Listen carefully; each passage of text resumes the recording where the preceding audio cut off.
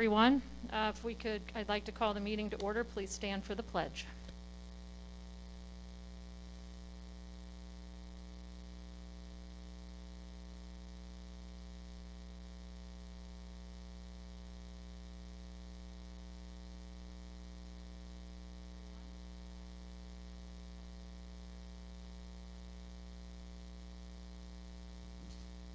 Roll call, please. Lassie, Here. Paul Godwin, Chris Huster, Karen Kellums, Here. Dan Downey. Here. This meeting is a meeting of the Deer Park Board of Education in public for the purpose of conducting the school district's business. It is not to be considered a public community meeting. Due to the COVID-19 national pandemic, community input is being suspended for this meeting. However, public comments can be accepted via this link. Thank you. May I have a motion for this afternoon's meeting agenda? Second. Questions or discussion? All those in favor of approving tonight's meeting agenda, please signify by stating aye. Aye. Any opposed? Motion carries. On to Superintendent Recommendations. Yes, thank you. We have two recommendations tonight. The first recommendation is to approve the transition of full-time face-to-face schooling for all hybrid students beginning Monday, October 5th, 2020, as we discussed last week. So moved.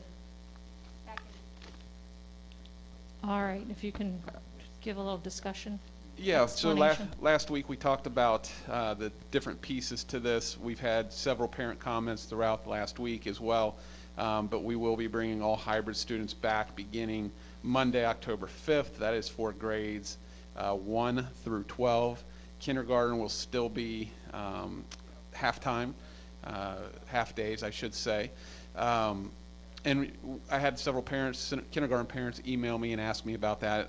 Some of those messages I forwarded on to you as the board as well. We understand the hardships I think it causes on families, on a lot of our families. We will continue to look at different options for bringing kindergarten back full time. Right now, the way things stand, we're sticking with the half-day kindergarten. But again, that doesn't mean that we're going to stay that way forever. We'll continue to look at those options. Virtual students or remote students, as I mentioned last week, we are asking that they stay remote to the end of the first quarter. We just tentatively, so that I can put this out here, so that you all know, and I can put it out there for parents, we are going to hold open enrollment for students, remote students, to come back for second semester. Let me give you the dates here. We're looking at November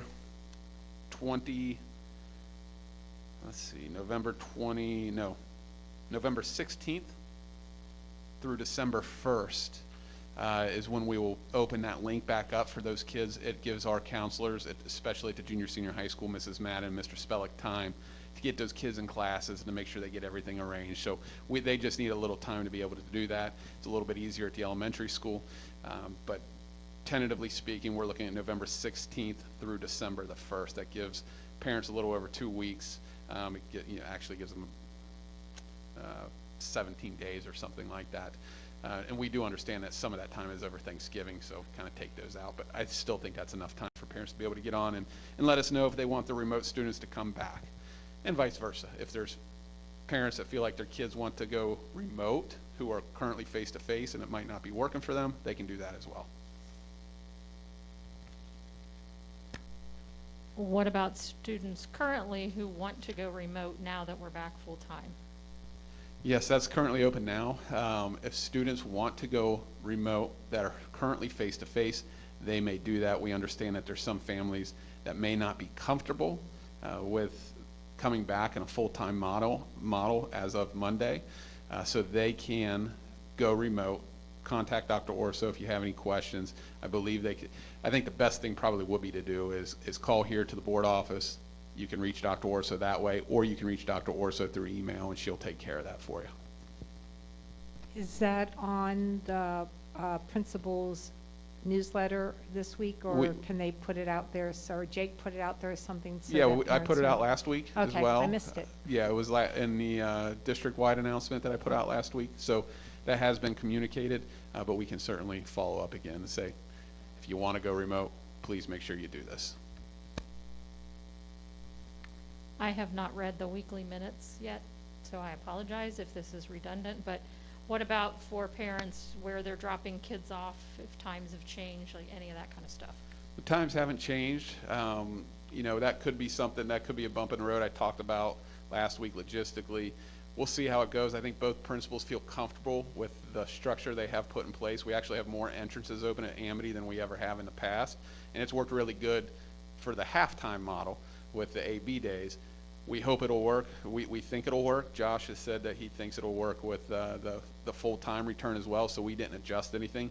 We'll see.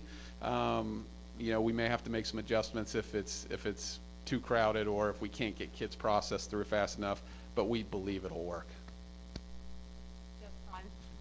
Just on that, when I've done pickup, I think that pickup's a little slower because they have 2 doors that they dismiss from in the afternoon, and in the morning they do 4 doors. So I think that's kind of, you know, but I think that the process, people are comfortable with it, so I'm hoping that works well. And again, if we have to make adjustments, we will. I have 2 questions.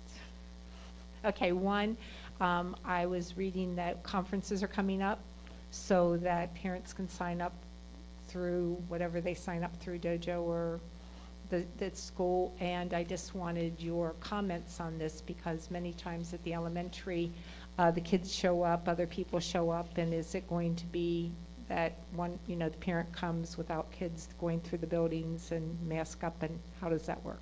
Yeah, conferences are mid-October. We're still working out a few of those details, but our plan is to have a choice, whether it's for parents to be able to come either in person or remote. Again, we're still working through those details internally.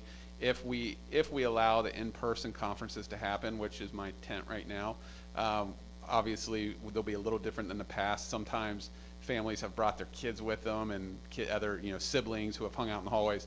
We won't be able to do that this year. If parents choose to come in face-to-face for a conference, there'll be some safeguards. We'll have to take temperatures. There'll obviously be social distancing with parents because we have a mix of parents that will be coming into the building, and we can't have siblings running around the hallways or other people tagging along for that conference. So it'll be restricted. But again, we're working on those details internally. We still have 3.5, 4 weeks until those conferences are here. So. Okay, my last question is, at the end of the quarter is 16th of October? Am I right on that? The end of the quarter is October the 16th. Okay. Yes, that's correct. So I just would like you to share with the parents about what's going to be going on with grades. So again, I've had this conversation. This is really specifically at the elementary school, K-6. We know, and I think I talked a little bit about this last week, but we know that this has been a challenging quarter. It's been a challenging start to the year for a lot of our kids for different reasons. It's been challenging for our remote kids. It's been challenging for our hybrid students. You know, as of this point, I think our hybrid students have been in school, if you're an A student, I think 12 days. And then and you've been home 24 days or something to that effect. So it's been hard for our kids to keep up on their work. We know that's a challenge, and therefore the end of the quarter grades should reflect the fact that kids are progressing or not progressing at the rate that other kids are, or that they should be progressing. We know an A, B, C, D, F report card might not be quite fair for an elementary kid during this first quarter of a pandemic when you're hardly in class and don't spend much time with your teachers. So again, those are internal details we're working on now, but just so the families know, I know you want families that might be stressing about that to know these things. We are working on a grade reporting system that is more geared towards, are you making progress? Are you meeting progress? Are you approaching progress? Those types of things, rather than an A, B, C, D, F report card. And really that's more geared towards K-6. At the junior, senior high, it's different. They have to have grades. They have to have grades for a lot of different reasons, GPA, eligibility, those types of things. So we're still working on that, though, what those grades will be composed of at the junior, senior high school as well.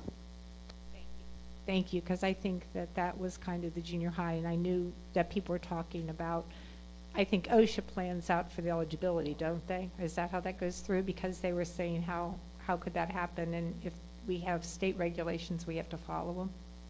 And just so everybody's clear, when you say OSHA, we're talking about the Ohio High School Athletic Association, and they do have eligibility requirements for athletics. And so for athletics, you must pass 5 of 7 courses, and therefore you have to have the grades for those courses. And again, at 9 through 12, we're looking at GPA. Also, any junior high kids that are taking high school equivalent courses, we have to have GPAs there as well. So, yes. For those needing, if it should happen that they need to quarantine, is Schoology still the best bet for parents and kids to communicate with teachers? So that's kind of a loaded question when you say communication, okay? At our junior, senior high, I would say communication can happen through Schoology, it can happen through email, it can happen through a phone call. At the elementary school, they're using both Dojo and Schoology. Schoology is our learning management system, so if you have videos or assignments, things like that to put online, Schoology is your best bet. Communication-wise, many of our teachers, K to 6, use Class Dojo and are able to communicate with families that way. So I would say, you know, whatever you have been communicating to your teacher with, continue to use that avenue. You can always email and you can always make a phone call too. But Class Dojo is being used primarily as a communication tool. Schoology is used as our learning management system where assignments and things like that are housed.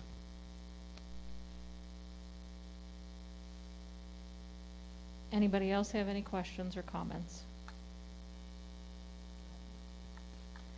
All right, all those in favor of transitioning to full-time face-to-face schooling for all of our hybrid students beginning Monday, October 5th, 2020, please signify by stating aye. Aye. Aye. Any opposed? Motion carries. Thank you. And my next recommendation is to approve the updated district calendar for the 2020-2021 school year.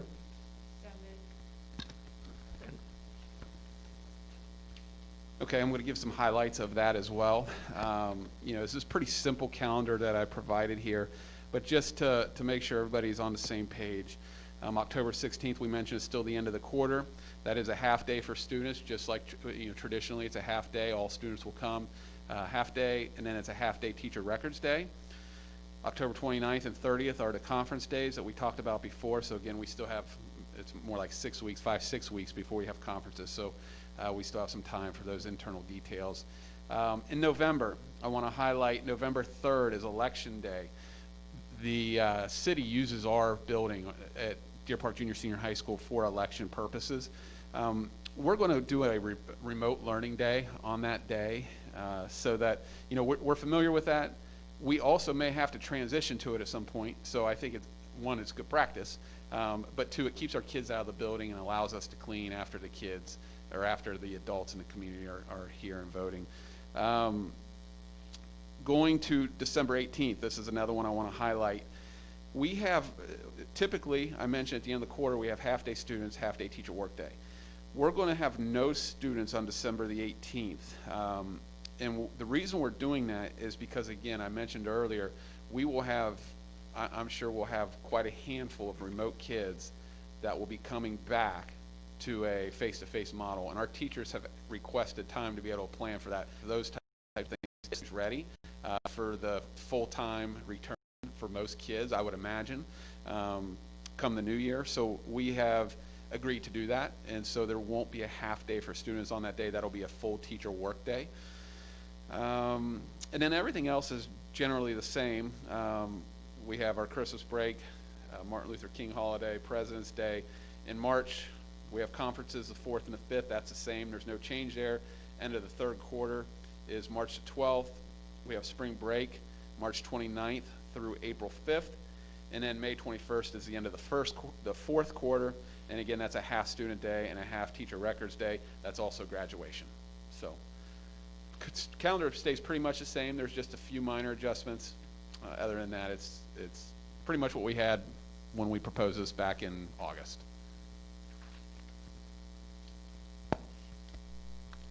What happens to kindergarten on half days? It's a great question. Kindergarten will not happen on the half days.